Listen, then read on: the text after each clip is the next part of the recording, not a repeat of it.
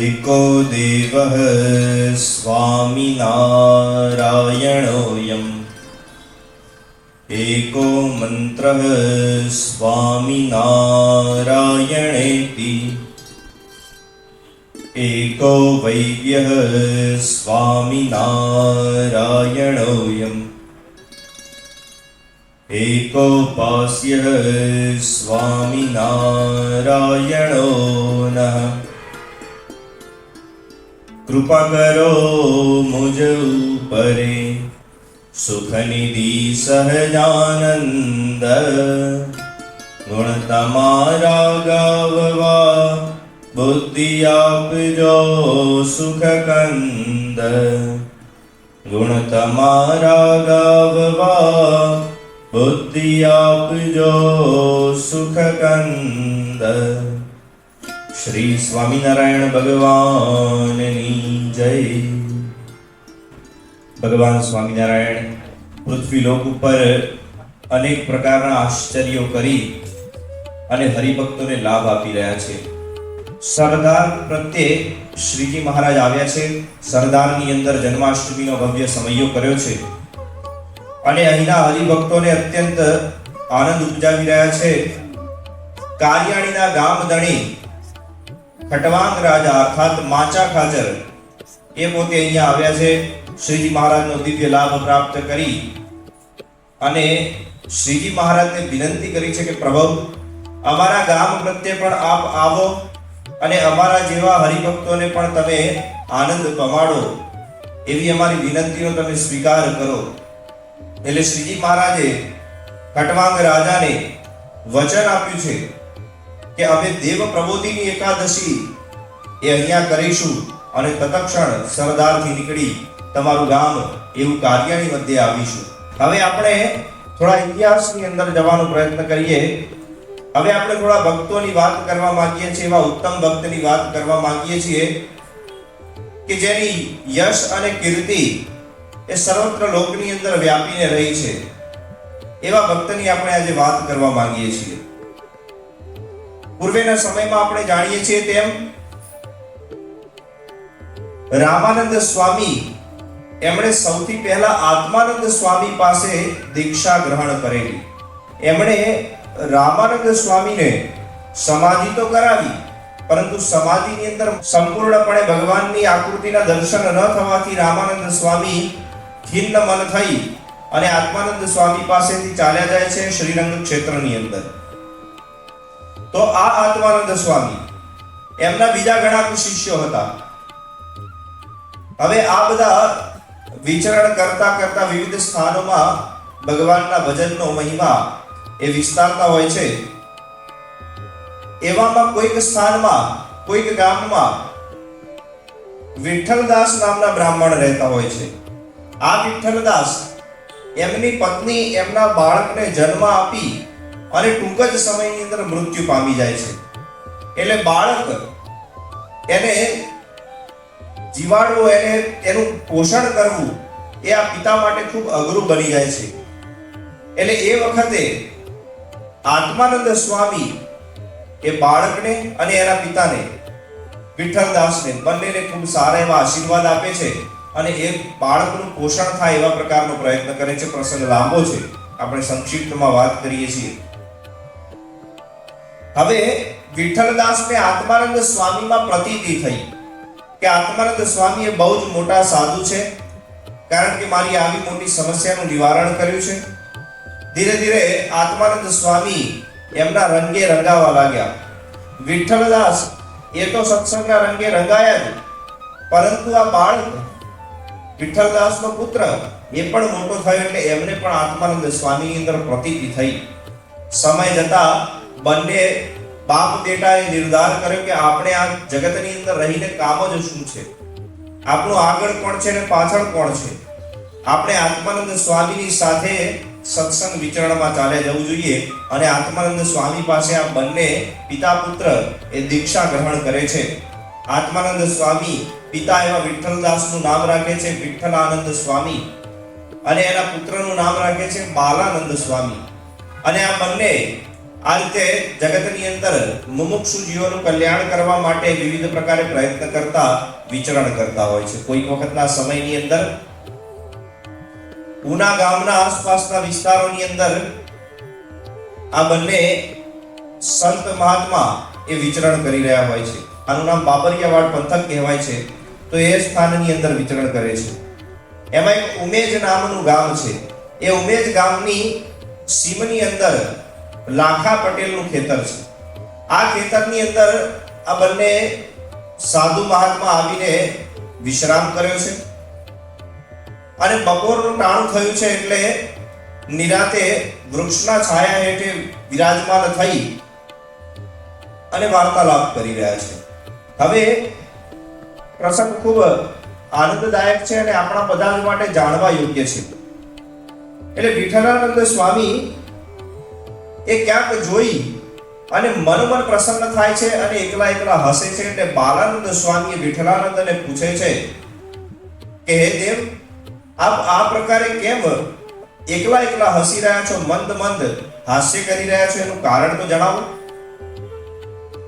એટલે વિઠ્ઠલાનંદ એ બાલાનંદને કહે છે કે સાંભળો, ત્યારે સામે તમને જે નાનો એવો લીમડાનો વૃક્ષ દેખાય છે, એ લીમડાનો વૃક્ષ ખૂબ નાનો હતો, એકદમ નાનો, કે જેને એક હાથે ખેંચી અને કાઢીને નાખી દઈ શકાય એવો એટલો બધો નાનો એક વૃક્ષ હતો. ત્યારે વિઠ્ઠલાનંદ કહે છે કે આ સામે જે નિંબ વૃક્ષ દેખાય છે, છોડ, એ છોડના બહુ જ મોટા ભાગ્ય છે. એમ? એવા તો કેવા મોટા ભાગ્ય છે પ્રભુ? ત્યારે વિઠ્ઠલાનંદ કહે છે કે બાલાનંદ, આ છોડના ભાગ્ય એટલા માટે મોટા છે કે ભવિષ્યની અંદર જ્યારે આ છોડ મોટું થઈ અને મોટું મહાકાય વૃક્ષ બનશે, ત્યારે એના હેઠળ ભગવાન સ્વામિનારાયણ પોતે વિરાજમાન થશે. અહો, ભગવાનનો જન્મ થશે. એ ભગવાન વિચરણ કરતા કરતા કોઈક સ્થાનની અંદરથી આવશે અને આ વૃક્ષના હેઠળ બેસશે, વિવિધ પ્રકારની લીલાઓ કરશે, વિવિધ પ્રકારે કહેવાય કે બધા હરિભક્તોને આશ્ચર્ય ઉપજાવશે, કેટલાય પ્રકારના જ્ઞાનનો ઉપદેશ કરશે અને આના નીચે જેટલી લીલાઓ કરશે એનાથી વિશિષ્ટ લગભગ બીજા કોઈ સ્થાનમાં નહીં કરે એવું મહાન આ નિંબ વૃક્ષ છે. એટલા માટે હું મંદ મંદ હાસ્ય કરી રહ્યો છું. બાલાનંદ અને વિઠ્ઠલાનંદ બંને આ પ્રકારની વાર્તાલાપ કરી અને તે તો શાંત થયા અને જ્યારે સમય થયો એટલે પાછા વિચરણની અંદર ચાલ્યા ગયા. પરંતુ આજ લાખા પટેલની વાડીના સમીપે એવલ બાપુ એ આ સમગ્ર વૃત્તાંત કાનેથી સાંભળી ગયા કે આ બે સંત પુરુષ એ કોઈક સ્થાનમાં બેસી અને આ રીતે કોઈક નિંબ વૃક્ષની વાત કરે છે અને એના બહુ જ મોટા ભાગ્ય છે, એના નીચે આવીને ભગવાન બેસવાના છે. આવો વિચાર કર્યો. એવલ ખાચરને બહુ આશ્ચર્ય થયું. અને આમ પણ એવલ ખાચર એ ભગવાનની ભક્તિમાં રત રહેનાર રાજા હતા. પોતે રાજા હતા, દરબાર હતા, પરંતુ છતાંય એમને ભગવાનની ભક્તિ અતિશય પ્રિય હતી. એટલે તે વારંવાર શ્રીમદ ભાગવતનું શ્રવણ એ વક્તા પાસેથી કર્યા કરતા. બ્રાહ્મણ વક્તાને વારંવાર બોલાવે અને ભાગવત પારાયણ કરાવે અને વારંવાર એનું શ્રવણ કરે અને પ્રસન્ન થાય. હવે જેટલી વાર આ ભાગવતનું પારાયણ કરાવે એમાં એક વાત આવે કે ભગવાન જ્યારે પૃથ્વી ઉપરથી ધર્મનો નાશ થવા લાગે છે એટલે ધર્મનું પુનરુત્થાન કરવા અને અધર્મીઓનો વિનાશ કરવા માટે આ પૃથ્વી ઉપર દેહ ધારણ કરે છે. આવી વાત અવશ્ય આવે. એટલે એવલ ખાચરને મનમાં થાય કે અત્યારે પણ અધર્મ વ્યાપીને રહ્યો છે, સમસ્ત જગતની અંદર અધર્મ વ્યાપ્યો છે અને ધર્મનો ક્યાંક ને ક્યાંક ક્ષીણ ભાવ થાય છે. તો ભગવાને ચોક્કસ જન્મ ધારણ કર્યો છે, પરંતુ આપણે નજરેથી નિરખી શકતા નથી. એ ભગવાન ક્યાંક આપણને મળી જાય તો આપણું રૂડું થાય. આવો મનમાં વારંવાર એવલ ખાચર વિચાર કર્યા કરે અને ભગવાન ક્યાંક હશે, ક્યાંક એમનો ભેટો આપણને થાય એવો સતત મનની અંદર સંકલ્પ રહ્યા કરે. એટલે આવો સંકલ્પ પરિપૂર્ણ કરવાને અર્થે એપલ ખાચરે જાણ્યું કે આ લીંબ વૃક્ષના નીચે જો ભગવાન આવીને બેસવાના હોય તો આપણે એવું કરીએ તો કે આ લીંબ વૃક્ષને જ લઈ અને આપણે ત્યાં લઈ જઈએ, આપણા ગામની અંદર લઈ જઈને આ લીંબ વૃક્ષને વાવી દઈએ તો આ લીંબ વૃક્ષના ભાગ્યના હેઠળ હેઠળ આપણા ભાગ્યનો પણ ઉદય થાય. એ વિચાર તો કરો, કેવો સારો સંકલ્પ કર્યો. જો મનુષ્ય જીવનની અંદર એક અમુક બાબત શીખ્યા જેવી છે. આ એબલ ખાચરની આ પ્રસંગ ઉપરથી આપણને જાણવા મળે છે, શીખવા મળે છે કે કદાચ આપણા ભાગ્ય સારા ના હોય ને તો બીજાના ભાગ્યના હેઠળ પણ આપણા ભાગ્યનો ઉદય થઈ શકે છે. આમ તો આપણા બધાના જ ભાગ્ય ખૂબ રૂડા છે, એટલે જ આપણને આવો સુંદર સત્સંગ પ્રાપ્ત થયો છે. પરંતુ સંત પુરુષ એક પ્રકારનું એવું લાકડું છે કે જેને ગમે તેવા મોટા ભયાનક પૂરની અંદર પણ નાખીએ, કોઈક મોટા સમુદ્રમાં નાખીએ તો પણ એ પાણીના ઉપર તરે છે. અને એના ઉપર જો લોઢું પણ મૂકવામાં આવે તો એ લોઢું એ લાકડીએ કરીને તરે છે. એટલે એબલ ખાચરે આવો જ વિચાર કર્યો કે ભલે કદાચ આપણા ભાગ્યની અંદર ભગવાન હોય કે ન હોય, પરંતુ આ લીમડાના ભાગ્યની અંદર એ ભગવાન છે, તો આપણે એને જ આપણે ત્યાં લઈ જઈએ તો આપણને પણ ભગવાનનો દર્શનનો સુખનો લાભ પ્રાપ્ત થશે, એમાં શંકાની સ્થાન નથી. એબલ ખાચર એ તરત જ લાખા પટેલ, કારણ કે એમની વાડી હતી, એમનું ખેતર હતું, એટલે લાખા પટેલને મળે છે અને કહે છે કે મારી એક મદદ કરો તમે. પેલો સામે જે નાનો લીમડાનો છોડ દેખાય છે, મારે એ લઈ જવું છે. લાખા પટેલને તો ખબર જ નથી કે આના નીચે આવીને ભગવાન બેસવાના છે. એટલે એમણે તો તરત જ હા પાડી દીધી કે જેવી તમારી મરજી, તમે તાર લઈ જઈ શકો છો.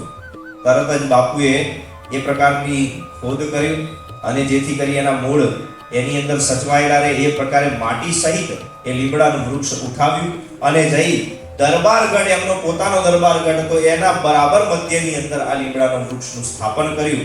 અને ત્યાર પછી આપણે જાણીએ છીએ કે ભગવાન વર્ષો સુધી આ લીંબ વૃક્ષના હેઠળ રહી અનેક પ્રકારની લીલાઓ કરી છે. તો એબલ ખાચરનો એક નાનો માત્ર સંકલ્પ એક એવું મોટું પરિણામ સર્જી શકે, એના આપણને દર્શન થયા. હવે એબલ ખાચરની વાત કરીએ. એબલ ખાચરને બે પત્નીઓ હતી. એમાં જે પ્રથમ મોટી પત્ની એનું નામ હતું સુરપ્રભા. આ સુરપ્રભા થકી એમને 4 પુત્રીઓ હતી. જીવુબા જેને જયાબા કહેવાય છે, લલિતાબા એટલે લાડુબા, પાંચાલી એટલે પાંચુબા અને ચોથા નાનુબા. આ 4 એમને પુત્રીઓ હતી. એમના બીજા પત્ની હતા અભય રાજાના, એ હતા સોમાદેવી. આ સોમાદેવી થકી એમને ઉત્તમ નામનો એક ખૂબ જ ગુણિયલ પુત્ર હતો. ઉત્તમ એટલે ઉત્તમ ખાચર અને ઉત્તમ ખાચર એટલે દાદા ખાચર. એબલ બાપુને એક બહેન પણ હતા જેમનું નામ હતું સોમાબા, અને એબલ બાપુના શાળા અર્થાત સોમાદેવીના ભાઈ એમનું નામ હતું ગાલવ. આ બધા જ અહીંયા ગઢડાની અંદર નિવાસ કરીને રહ્યા હતા. બધા જ ભગવાનની ભક્તિમાં રત હતા. એબલ ખાચર એમને કેવો નિયમ કે પોતે ભાગવતની કથાનું શ્રવણ કરે, દિવસ દરમિયાન શ્રવણ કરે અને રાત્રિને વિશે પોતાના પરિવારને એકત્રિત કરી એ સમગ્ર વાત જે સાંભળી હોય એ વારંવાર અહીંયા પાછી ચર્ચા કરે, એનું નિધિધ્યાસન કરવાનો પ્રયત્ન કરે, અંદરો અંદર ભગવાનની વાતોની ચર્ચાઓ કરે. અત્યારના સમયમાં જેને આપણે ઘર સભા કહીએ છીએ, એ ઘર સભાની શરૂઆત આજથી વર્ષો પહેલા થઈ ગયેલી હતી આપણા સંપ્રદાયની અંદર જ. તો એબલ ખાચરને આવો નિયમ, અને એને કારણે આખો પરિવાર એ ભગવાનની ભક્તિમાં ખૂબ રત રહેતો. એટલે આ પ્રકારે એમનો પરિવાર ખૂબ સુખ અને શાંતિપૂર્વક આ પૃથ્વી ઉપર પોતાનું જીવન વિતાવે છે. પરંતુ એબલ ખાચરને શત્રુઓ થકી પણ ઘણું મોટું કષ્ટ છે, કારણ કે રાજ દરબારી માણસ હતા અને એ વખતના સમયની અંદર તો આવું નાનું મોટું અવશ્ય થયા જ કરતું કે એકબીજા દરબારો વચ્ચે ક્યાંક ને ક્યાંક નાના મોટા મતભેદો હોય, ક્યાંક ને ક્યાંક કઈ પણ પ્રકારના વેરભાવ એ વ્યાપી રહ્યા હોય. એટલે શત્રુઓ થકી બહુ જ મોટું દુઃખ એ એબલ ખાચર પામેલા હતા. હવે કોઈક દિવસે એબલ ખાચર આ રીતે પોતાના પરિવારને ભેગો કરી અને આટલી બધી વાત કરી રહ્યા હોય છે, ભાગવતની ચર્ચા કરી રહ્યા હોય છે, ભગવાનની વાતોની ચર્ચા કરી રહ્યા હોય છે. એ જ વખતે ખટવાંગ રાજા એ કોઈક સ્થાનની અંદરથી ચાલ્યા આવે છે અને આવી અને એબલ ખાચરના દરબારમાં આવે છે. એબલ ખાચરે તરત જ પોતાનાથી વૃદ્ધ છે માજા ખાચર, એટલે એમનો તરત જ ઊભા થઈ આતિથ્ય સત્કાર કર્યો, એમને સુંદર સ્થાનમાં વિરાજમાન કરાવ્યા અને જે કાંઈ પણ અતિથિની સેવા કરવી જોઈએ તમામ સેવા કરી. ત્યાર પછી એબલ ખાચરે પ્રશ્ન કર્યો કે બાપુ, કઈ સ્થાનથી હાલે આવો છો અને એવું તો શું કાર્ય અઘરું તમારે આવી પડ્યું કે જેને કારણે તમારે આવી દુષ્કર એવી વર્ષા ઋતુની અંદર બહાર નીકળવું પડ્યું? ત્યારે માચો ખાચર કહે છે કે ભાઈ, અમે સરદારપુરથી આવ્યા છીએ અને સરદારપુર અમે ગયા હતા એના માટે કોઈ વિશિષ્ટ કારણ હતું. એ વિશિષ્ટ કારણ શું હતું? ત્યારે માચા ખાચર કહે છે કે અમારા ભગવાન, અમારા ગુરુ એવા સહજાનંદ સ્વામી એ આ સરદારની અંદર આવેલા હતા અને ત્યાં જન્માષ્ટમીનો ખૂબ મોટો સમયો કરવાના હતા. એટલા માટે અમે સમયનો લાભ પ્રાપ્ત કરવા માટે કહેવાય કે આ રીતે સરદારની અંદર ગયા હતા. જ્યારે સહજાનંદ સ્વામીનું નામ એ એબલ ખાચરના કાને પડ્યું એટલે દરબાર અતિશય ખુશ થયા, આનંદિત થયા, પુલકિત થયા અને પૂછા કરવા લાગ્યા કે બાપુ, તમે વિસ્તારપૂર્વક વાત કરો. આ રીતે સંક્ષિપ્તની અંદર મને આ બધી વાત ન કરશો. મારે તમારા ગુરુનો વૃતાંત સાંભળવું છે. આ સહજાનંદ સ્વામી એવા તો કેવા સમર્થ ગુરુ છે કે જેને વશ થઈ તમારે અહીંયાથી કારિયાણીથી છેક ત્યાં સરદાર જવું પડ્યું, અને એ પણ આવા દુષ્કર એવી વર્ષા ઋતુની અંદર. જે વખતના સમયે કોઈ પણ ગૃહસ્થ પુરુષે બહાર નીકળવું ન જોઈએ એવી ઋતુમાં તમે કેમ ગયા? એવા તો કેવા સમર્થ ગુરુ છે, મને કંઈક વિસ્તારપૂર્વક વાત કરો. ત્યારે ખટવાંગ રાજા એબલ ખાચરને સમસ્ત વાતનું વિસ્તારપૂર્વક શ્રવણ કરાવે છે કે અયોધ્યા પાસેના છપૈયાની અંદરથી જન્મ ધારણ કરેલા ઘનશ્યામ મહારાજ એમને 7 વર્ષ સુધી આ પૃથ્વી ઉપર વિચરણ કર્યું. નીલકંઠ વર્ણી વેશે વિચરણ કરી અને અહીંયા લોજપુરમાં આવ્યા. મુક્તાનંદ સ્વામીને મળ્યા, રામાનંદ સ્વામી પાસે દીક્ષા ગ્રહણ કરી અને જેતપુરની અંદર ગાદી પટ્ટાભિષેક દ્વારા એ સમસ્ત ઉદ્ધવ સંપ્રદાયના અધિપતિ તરીકે નિયુક્ત થયા. અને એ જ ગુરુ પડે છે, એ પોતે જ ભગવાન છે. અનંત ઐશ્વર્ય, અનંત આશ્ચર્યોને દર્શાવી રહ્યા છે. કેટલાક હરિભક્તોને સમાધિ દ્વારા આશ્ચર્ય ઉપજાવી રહ્યા છે, કેટલાકને મનોમન દર્શન આપી રહ્યા છે, કેટલાકના કંઈક ને કંઈક સંકલ્પો પૂરા કરતા આ પ્રભુ ગુજરાતની ધરાતલ ઉપર વિચરણ કરતા કરતા સરદારની અંદર આવ્યા છે. આ સમસ્ત વૃતાંત સાંભળી એબલ ખાચર અહોભાવને પામ્યા. ઓહો, આવા ભગવાન પૃથ્વી ઉપર પ્રગટ થઈ ચૂક્યા છે અને મને હજુ એમના દર્શન કેમ નથી થયા? આનંદિત થયા, પુલકિત થયા. ખટવાંગ રાજાને વિનંતી કરવા લાગ્યા કે પ્રભુ, મારે પણ ભગવાનના દર્શન કરવા છે, પરંતુ તમે જાણો છો હું શત્રુઓથી ભયને પામેલો છું અને જો અત્યારે હું પરિવાર સહિત આ ગઢડાની અંદરથી ચાલ્યો જાઉં અને સરદારની અંદરથી આ ભગવાનના દર્શન કરું તો અવશ્ય ગઢડાની અંદર કંઈક અનિચ્છનીય ઘટના બને. માટે મારે અહીંયાથી જવાય એવું નથી. પ્રભુ, તમે મારા ઉપર કૃપા કરો અને મને આ ભગવાનના દર્શન કરાવવા માટે કંઈક સરળ માર્ગ બતાવો. ત્યારે ખટવાંગ રાજા કહે છે, એબલ, તમે નિશ્ચિત થઈ જાઓ. મેં ભગવાનની પાસે વિનંતી કરી છે કે અમારે કારિયાણી ગામની અંદર પણ તમે આવો. એ ભગવાને મને વચન આપ્યું છે કે દેવ પ્રબોધિની એકાદશી આવશે એટલે અમે નિશ્ચય સરદારથી નીકળી કારિયાણીની અંદર આવીશું. એ વખતે તમને હું બોલાવીશ, તમને આમંત્રિત કરી છે કે તમે અમારે ગામ કારિયાણી આવજો અને ત્યાં આવી ભગવાનના દર્શન કરજો. એ ઉપરાંત રાજન, તમે જે શત્રુઓથી ભયને પામ્યા છો એના માટે પણ તમે નિશ્ચિત થઈ જાઓ. હું તમને એક ઉત્તમ પ્રકારનું સ્તોત્ર આપું છું. એ સ્તોત્રનું નિત્ય પ્રત્યે પાઠ કરો અને સહજાનંદ સ્વામીનું સ્મરણ કરો. એ સ્તોત્ર કેવું છે તો દશાવતાર સ્તોત્ર જેને કહેવાય છે, જેમાં 10 અવતારોની સ્તુતિ કરવામાં આવેલી છે અને છેલ્લે ભગવાન સ્વામિનારાયણની સ્તુતિ કરેલી છે. તો આ પ્રકારનું સ્તોત્ર એ ખટવાંગ રાજા એબલ ખાચરને આપે છે. આ ઉપરાંત એબલ ખાચરને ખટવાંગ રાજા કહે છે કે રાજન, ભગવાનનું ધ્યાન કરવાની રીત પણ હું તમને શીખવું છું. એ ભગવાનના અંગે અંગ કેવા છે એનું નિરખીને વર્ણન હું તમને કરી રહ્યો છું. એ વર્ણન તમે નિશ્ચય થઈ અને મનની અંદર ધારણ કરો નિત્ય પ્રત્યે. એ પણ તમે ધ્યાન કરી શકો છો, જેના દ્વારા ભગવાનની ઉત્તમ પ્રકારની પ્રાપ્તિ તમને થશે. આ પ્રકારે ખટવાંગ રાજા એબલ ખાચરને પ્રથમ તો સ્તોત્રનું એક જ્ઞાન કરાવે છે અને ત્યારબાદ ધ્યાન કેવી રીતે કરવું, નખશિખ થી યુક્ત જે મૂર્તિ એના દર્શન કેવી રીતે મનોમન કરવા, એ સમસ્ત દર્શન એ એબલ ખાચરને ખટવાંગ રાજા કરતા શીખવે છે. અને આ પ્રમાણે કહી બીજા દિવસની સવારે ખટવાંગ રાજા એક રાત ત્યાં રોકાયા. બીજા દિવસની સવારે ત્યાંથી ઉઠી અને પોતાને ગામ કારિયાણી જાય છે. આ તરફ એબલ ખાચર નિત્ય પ્રત્યે દશાવતાર સ્તોત્રનો પાઠ કરતા કરતા એક સમય એવો પણ આવ્યો કે જ્યારે તેઓ શત્રુઓથી નિશ્ચિત થઈ ગયા. શત્રુઓનો ભય હવે તેમને રહ્યો નહીં અને ભગવાને અત્યારથી જ એમના ઉપર જાણે કૃપા વરસાવવાની શરૂ કરી દીધી હોય એવું એમને મનોમન લાગવા લાગ્યું. આમ કરતા કરતા 2.5 માસ વીતી ગયા અને હવે એ સમય આવ્યો કે જ્યારે શ્રીજી મહારાજ સરદારથી નીકળી અને કારિયાણી ગામ તરફ જવા માટે પ્રયાણ કર્યું છે. શ્રીજી મહારાજ કારિયાણીમાં આવ્યા, એ ઉપરાંત કેવી રીતે ગઢડાની અંદર આવ્યા અને ગઢડામાં યબલ ખાચરે એવી તો કેવી ભક્તિ કરી કે જેને વશ થઈ બીજા કોઈ પણ સ્થાનોની અંદર ત્યાં જવાનો નિર્ધાર મૂકી દઈ અને માત્ર ગઢપુરની અંદર સ્થિર થઈ ગયા. એવી તો કેવી ભગવાનની ભક્તિ કરી, એ સગળું આપણને જાણવા મળશે કથાના આગળના સત્રોની અંદર. ત્યાં સુધી તમામને જય સ્વામિનારાયણ. સ્વામિનારાયણ નારાયણ નારાયણ.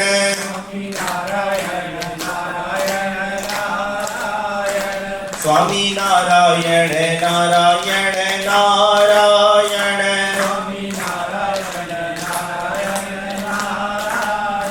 સ્વામિનારાયણ સ્વામિનારાયણ.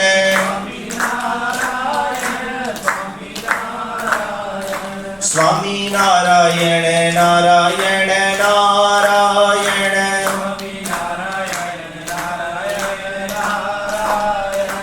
સહજાનંદ સ્વામી મહારાજની જય.